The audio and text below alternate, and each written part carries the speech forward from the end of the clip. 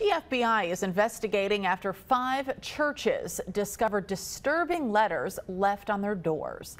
The Campbell County Sheriff is now working to find out who is behind these letters. Our Sam Luther is live tonight with us in Jacksboro. Sam, did the sheriff lay out exactly what these letters said?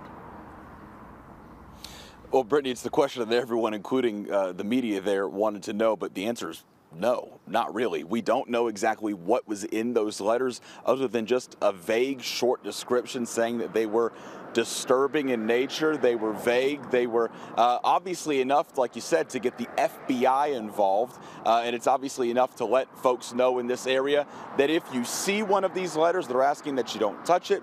You take a picture of it and you call 911. You're going to have the sheriff's office or your most local law enforcement agency come out and investigate it for themselves, hoping to get any kind of clue as to who is laying these letters all across Campbell County.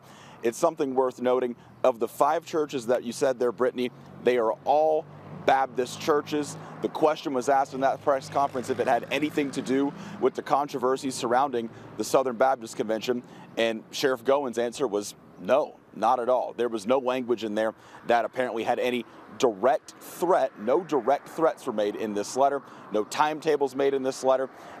And nothing relating to the Southern Baptist Convention controversy going on right now. We're going to play you a quick snippet of what the sheriff said, the most descriptive detail he gave about these letters that have been popping up all around the county. We had some disturbing things that were in these letters, but there's nothing specific, and there's no times or anything like that related to these letters. That's about the most description we got to this point. We also know they're several pages in length. They seem to be coherent from what the sheriff said. And they also have, again, 5 churches and 2 other businesses around Campbell County. We understand one is in Jellicoe, another is just right down the road here.